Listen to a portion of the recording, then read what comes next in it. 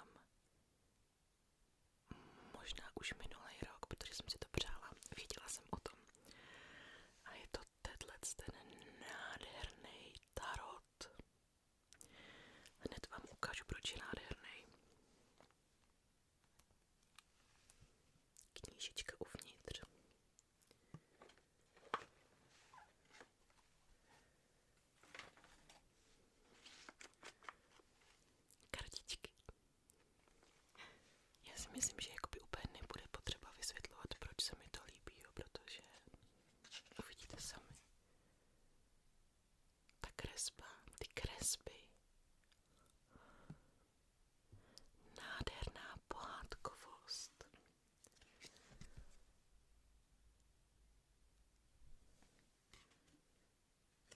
A tohle je mimochodem jedna z mých nejoblíbenějších, tahle karta, nebo tenhle obrázek takhle.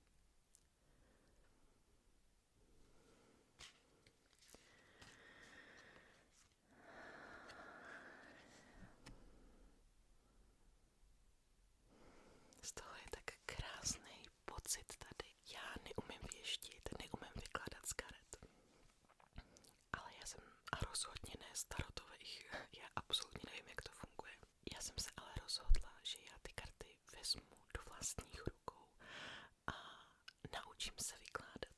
Ale udělám to trošičku protipravidlově, protože já jsem nerada svazovaná pravidly obecně. A ten tarot, ty pravidla pro mě jsou strašně takový opravdu svazující a já bych z toho vykládání vlastně neměla vůbec radost. Takže já to udělám prostě tak, že já to budu na to intuitivně, vůbec se nebudu řídit nějakým tarotovým schématem. Prostě udělám si to podle sebe, podle vlastního uvážení. Jo?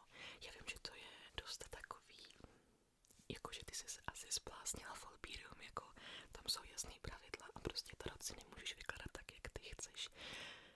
Můžu, protože prostě já to tak chci a já to tak cítím, že dělám dobře. Jo, já cítím to, že vůbec nejde o tarot. Jo, jde prostě o výklad obecný. To, jak to cítíte, to je to nejdůležitější a hlavně jako já si za to nebudu účtovat žádný peníze nebo takhle. Nebudu nikomu vykládat.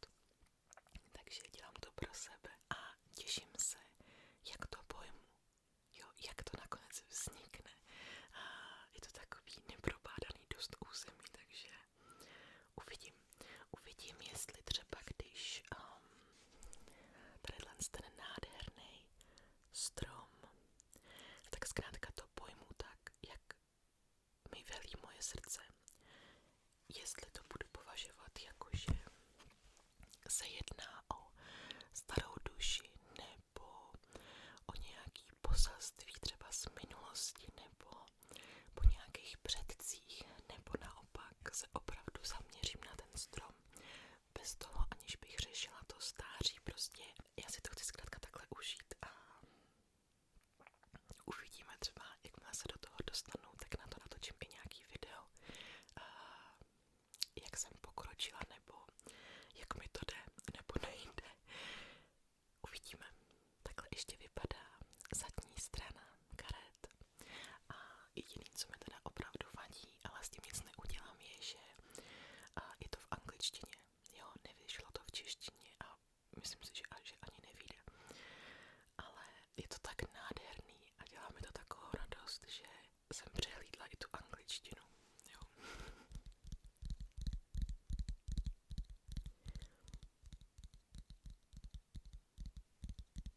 A ta autorka, která tyto karty kreslí, tak ona tento rok vydala i kouzelné orákulum, jo, taky jakoby z lesa, lesní orákulum.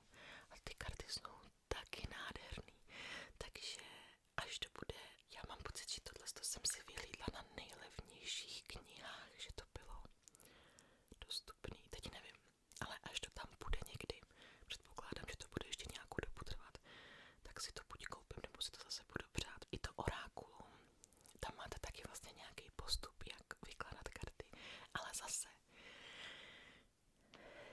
já nechci jakoby řešit ty pravidla. Jo, já vidím tu kartičku, vidím, jak na mě působí, co ve mně vyvolává a tak chci k tomu přistupovat, protože ta intuice, jak vás vede, nebo to, jak byste to chtěli vykládat sami, to je to nejdůležitější. To tomu dává tu sílu, než abyste prostě kolikrát třeba i slepě jakoby důvěřovali nebo se řídili tím pravidlem. Mně to prostě vadí, já to nechci takhle dělat.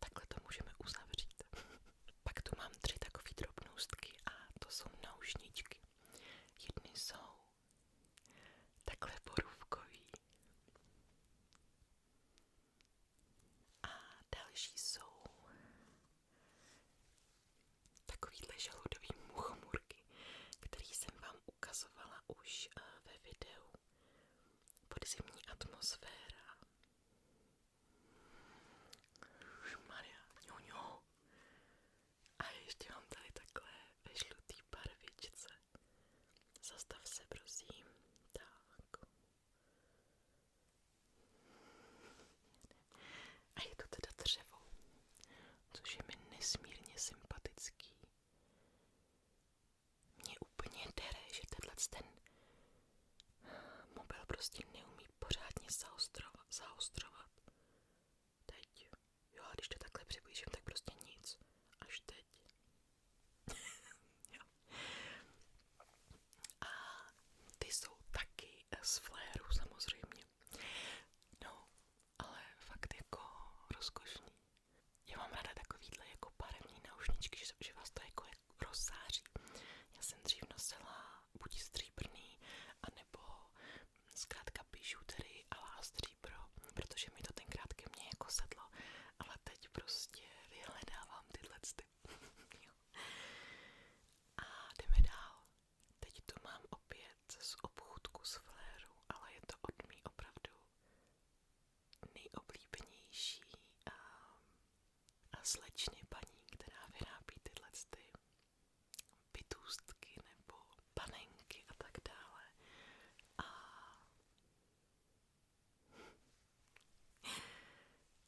ona těmto medvídkům říká pupy. Jo. A já jsem si řekla, jo, já jí asi to pupy nechám, ale budu jí říkat pupíček. Pupíček si myslím, že je. Jo. Ona všechny tyhle ty svoje věcičky dělá ručně, bez stroje. A to je tak strašně krásný. Já do toho jejího obchůdku na tom fléru třeba chodím i jenom pro potěšení ducha. Já tam třeba nic nemám v plánu si koupit, ale prostě tam jdu jenom, abych se vyklidnila, abych se hezky pohádkově naladila, protože z toho to tak číší ta láska k věcem, láska k výrobě a ty šatíčky prostě a ta tlapička. Tahle samozřejmě bude sedět s těma mýma panenkama. Už se těším, až se jí tam vystavím. Druhá věc od té samé paní je tadyhle ten zápisníček. Já mám pocit, že tohle je z její originální kresbičkou, že to není print. A vlastně je to linkovaný. Je to strašně krásný. A já ten plánuji používat na své ASMR nápady. Takže až mi dojde notýsek, který už je napěchovaný nápadama, tak začnu psát tadyhle do tohohle z toho. Pokračujeme. Tohle je taky od ní. Tato krásná panenka. Můžu si ji buď zavěsit, ale ona má své ctěné místo vedle panenek. A hlavně já jsem ji původně pořizovala protože mě přišla jako taková docela sečtělá, že má pod čepicí a že by mě mohla tak jako hezky sklednit. Chtěla jsem ji nosit třeba v kapsičce od bundy nebo v kapsičce od kalhot, když třeba, já nevím, šla bych něco vyřizovat nebo takhle a potřebovala bych hodně velkou silnou psychickou podporu, takže bych vždycky jako šáhla po téhle panence, jo, která by mi tu psychiku jako hezky pozdvihla a dodala sílu. Ale zatím je s těma mýma panenkama. Ona má takhle křidýlka a hrozně krásný na tom je to, že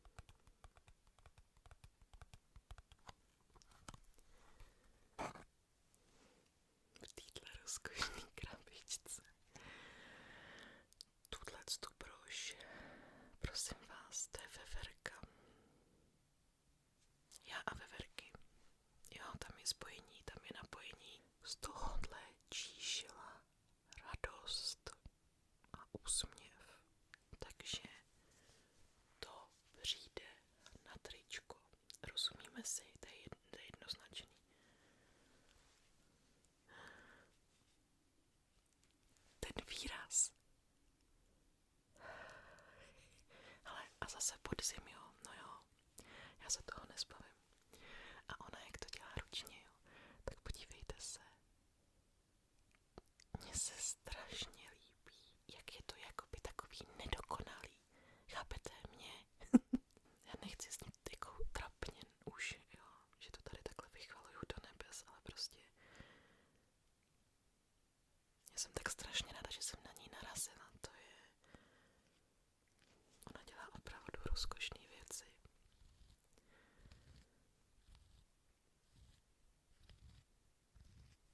A i vlastně, jak třeba popisuje ty produkty, nebo jak mi třeba napsala kratičky jich pár slov, že děkuje za nákup, prostě to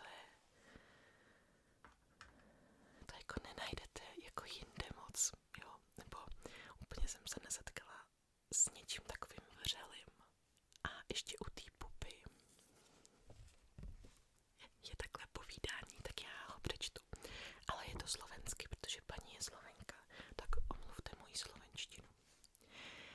Ahoj, som pupy a som zvieratko z krajiny nekrajiny. Dospělý ma vravie hračka. Ráda robím spoločnosť malým a rovnako tak aj veľkým. Ak mi to dovolíš, budem tvojou dobrou kamarátkou. Těším se na všetko, čo spolu zažijeme a už teraz tě mám velmi ráda. Ona dělá i takovýhle krásný popisy a mně se to strašně líbí, strašně. Jako ono je těžký ve videu Moje malé radosti neříkat o všech těch věcech, že mi dělají radost, protože mi dělají radost. Tohle, to je prostě původně zápisník, ale já jsem si ho koupila jako diář. A hned vám vysvětlím proč, jo. Já jsem se rozhodla vteřinku.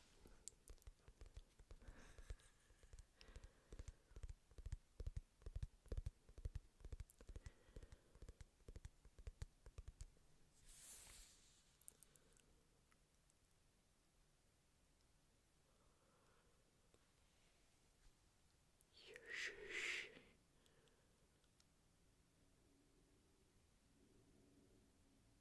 Lidi, to byl nějaký obří travec, ale nádherný.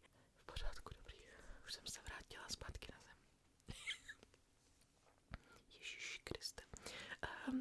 Já jsem se rozhodla, že si budu psát deníček, ale rozhodně ne takovej, kde bych si vypisovala každičký den, co jsem třeba dělala, nebo co mě zaujalo, nebo takhle, to ne. Já jsem se rozhodla, že si do něj budu psát věci, které mě v určitý den udělaly neskutečnou radost, nebo mě hrozně moc pohladily na duši. A je úplně jedno, jaká maličkost to je, nebo jaká velikost to je. Důležitý je, že já se ten pocit, ten krásný pocit z toho chci právě takhle uschovat do deníčku. Jo, já jsem třeba naposledy do něj psala 13. října. Jo, to je to jakoby už nějaká dobička. Ale já pak, když v tom budu listovat, když budu mít náladu se v tom prolistovávat, tak ten pocit je tam furt uchovaný v těch slovech a to je na tom to nádherný. Já si tam rozhodně nechci psát nějaký svoje trápení nebo chmury. Já si tam chci zaznamenávat jenom tu krásnou emoci, která vlastně mě ten den nebo díky té věci, která se díky té věci probudila. A já třeba vám přečtu úplně první stránku, kterou jsem si napsala. A abyste věděli, co mám na mysli. Jo, takže dnes jsem si vyzvedla tento deníček a mám z něj velkou radost. Píšu tato slova na chatičce při svíčkách, aby to mělo tu pravou kouzelnou atmosféru. Já jsem zhasla všude, zapálila jsem si svíčky, udělala jsem z toho takový jako krásný rituál a začala jsem psát. A to mě taky nesmírně jako obohatilo v tu chvíli. Pokračuju. Udělala mi neskutečnou radost zjištění, že začala kvést kalina podnacká, což je takový keříček, který jsem dala tátovi k svátku. A ona kvete v zimním období. Jo. boží zázrak. Myslela jsem si, že to nebude tak jednoduché, ale stalo se a já se nemohu přestat usmívat.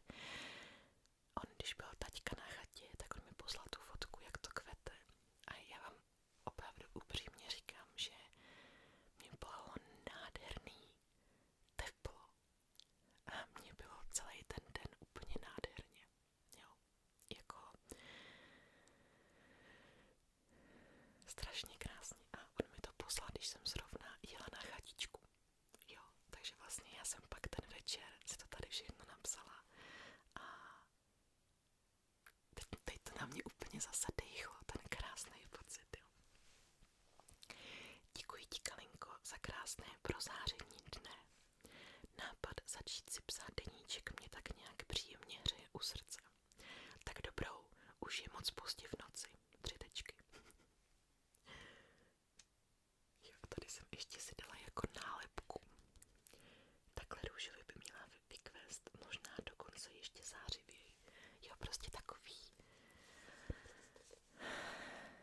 takovýhle věci, no, si tam chci zapisovat.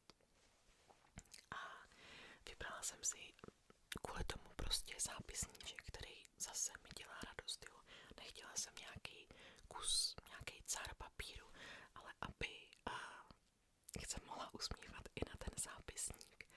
A sova, že jo, víla, co si budem povídat a hrozně ňuňuje. Nevím, jestli to bude vidět. Ona tady. Vidíte to ty zlatý ťupky a ty zlatý křídla? Nevím, moc asi ne. No je to prostě krásně vymyšlený. Nehledě na to, že to je od Lizzie Parker, od který mám ty svoje trička se zvířátkama. To je další věc. A poslední věc je There is magic when you believe. Jo. Koukám, že už mi vyprchal lesk na rty, tak já si ho zase pro vás nandám, jo.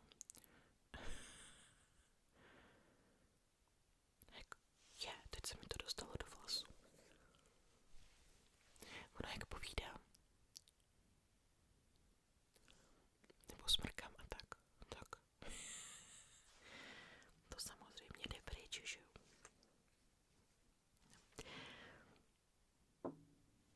Co tu máme dál?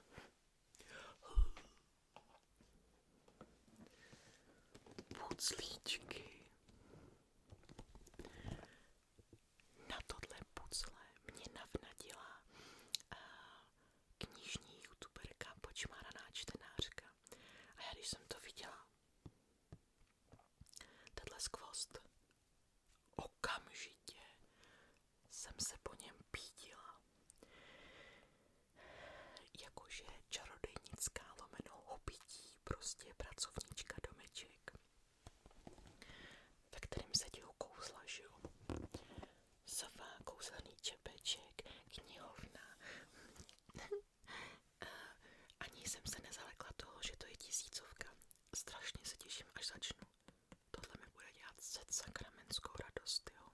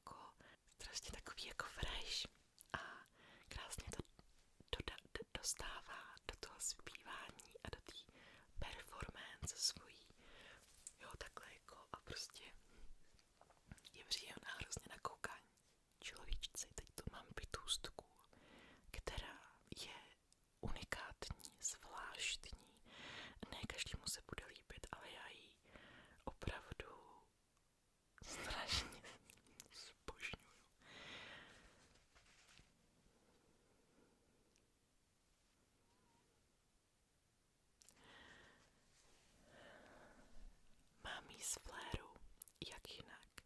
Vyrábí to paní, která vyrábí ty typy panenek, buď trošičku strašidelnější, nebo klidně i normální, fantasy.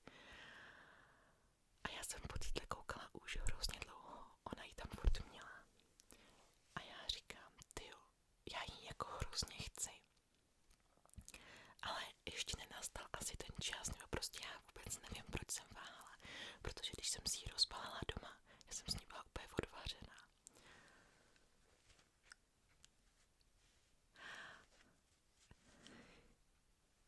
A ona ji nazvala Božka. A já jsem si řekla, hele Božka, Božko, zůstane ti to jméno, jo, protože nevím, jak jinak bych tě tak nazývala, když prostě Božka k tobě jde. Ale hlavně ta Božka v sobě ukrývá tajemství, chápete? Já vám hned ukážu, jak je to možný.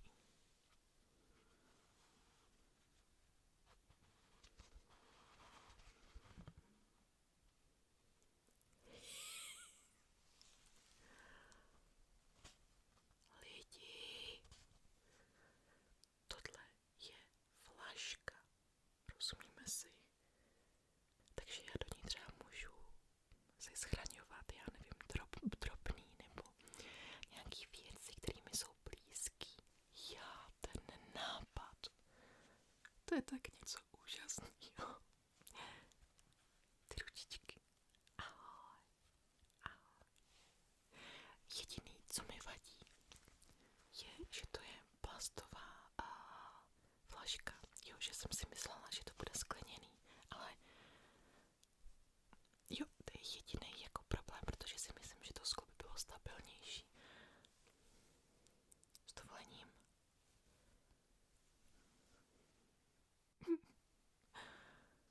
Božko. A já když kolem ní procházím, tak vždycky zdravíčko. Jo. Já miluju se obklopovat těmito různými věcmi, protože mi to vykouzlovává úsměv. A mám z toho úžasný pocit v srdci. I když je to jako materiální. Ale já na to prďánkuju, protože já si připadám jak v jiném světě. Já jsem si u té paní před pár lety koupila svoji první bytůstku, kterou vám teď ukážu, ale upozorňuji na to, že ona je strašidelná pro jako ve výrazu a vlastně v celkovém zjevu. Teď se vím, ale můžu ukázat. Jmenuje se Smrťáček a nejvíc ho žeru. Takže 3, 2, 1 teď. Lidi.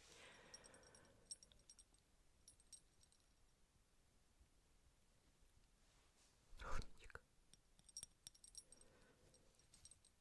Potom tu mám záležitost, ke které jsem se rozhodla vrátit, protože už jsem ji hrozně dlouho nedělala a jsou to vykuřovadla.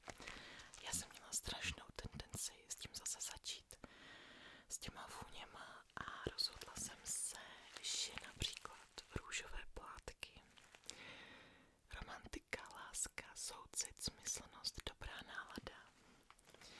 Pak tady mám borovici, což je jenom čistá pryskyřice, ochrana, očištění, uvolnění, uklidnění, posílení. Pak tu mám makové květy a hluboké uvolnění, klidné sny a spánek, tiší mysl i emoce. A nebo eukalyptus, ten jsem si pořídila čistě jakoby pro takovou, pro lepší dýchání, pro očištění vzduchu, pro vitalitu, osvěžení, posílení, očištění, uvolnění. A já teda jsem si řekla, že dám ještě šanci těmto uhlíkům, protože jsem chtěla vyloženě ty bylinky dávat na ten rozžhavený uhlík, ale já jsem úplně zapomněla na to, když jsem to před lety dělala. Takže vlastně já nevím, jestli to dělám špatně, jo, ale ta bylina logicky začala smrdět, protože se pálila, když ji sype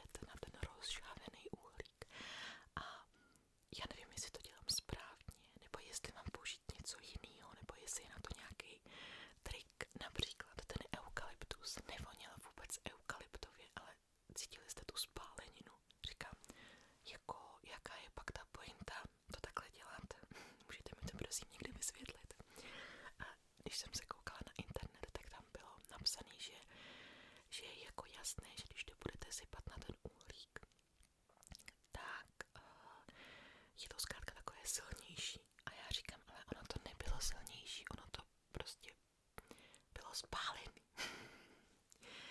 Takže jsem si řekla, hele, nebudu to teda zatím takto dělat, ale použiju svoji pentagramovou pícku.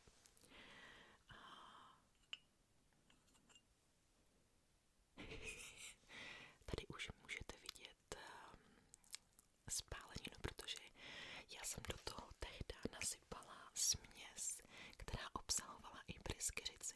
A já jsem to nevěděla, já jsem si myslela, že tam sypu jenom bylinky. Já jsem nevěděla, že v té směsi je pryskyřice. A ta pryskyřice logicky, že jo, se začala rozstavovat, takže proto tohle. Každopádně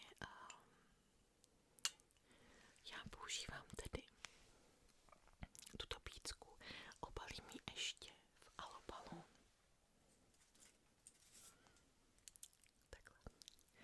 A dávám na to pryskyřici, nebo právě třeba ty bylinky, protože ona ta vůně je sice taková jemnější, ale mám jistotu toho, že to bude obsahovat tu vůni, kterou tak, jak má vonět, a ne prostě vůni spáleniny. Jo. Pentagram, jo, rozumíme si. To je logický, jo. A tady takhle dáte svíčičku.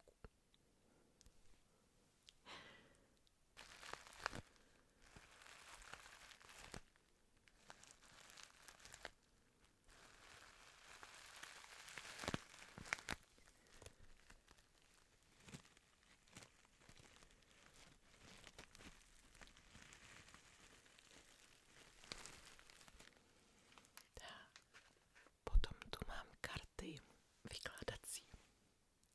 Takovýhlety. Já jsem je scháněla už delší dobu, protože já si pamatuju, že jsme tyhle karty měli doma, že si je asi segra tehdy koupila a mě hrozně bavilo si v tom jakoby luštit, si v tom pročítat, koukat se na ty obrázky. A já jsem je chtěla znova vyzkoušet. Tyto karty budou takový jakoby moje cvičítko, jo, než začnu vyloženě s tím tarotem nebo s těma tarotovýma kartama, protože oni jsou takový úplně jednoznačný. Jo, dům, peníze, zábava, vdovec. A myslím si, že se mi s nima bude jako hezky jednoduše vykládat i jako pro naprostýho a totálního zámečníka. Začátečníka. Si úplně přesně pamatuju, jak vypadaly tehdy. Vůbec už nevím, kde skončily. Ale tohle je takový jako... Řekla bych, že se to ošoupe strašně rychle. Jo, že ta kvalita. Ale to nevadí, jo. Je to prostě na zkoušku, je to na procvičování a je to taky proto, jestli se do toho vůbec dostanu, jestli mě to opravdu jako chytne. A já jsem právě chtěla začít s těmato. Ono se říká, že jsou takový nejzákladnější tyto karty. Nevím, jestli jste se s tím třeba setkali. A je k tomu i kartička. Ale zase jo, nechci se tím úplně orientovat. Chci to dělat ze srdíčka. No a mám tu poslední věc, kterou tady nemám bohužel fyzicky. Mám ji doma. A to je toto krmítko, nebo spíš pítko. Já jsem na něho koukala taky už hrozně dlouhou dobu. Taky je z fléru. A je to vlastně keramika. A já si ho hodlám zavěsit. Tohleto jsem koupila kde? Ty brdě, už je to nějaká doba. Ne, Lidl, aha. Parkside Lidl, Arnold Schwarzenegger, jo. Takže v Lidlu a vlastně já to pak zavěsím do těch oušek a bude to sloužit na jaře a v létě jako pítko pro ptáčky.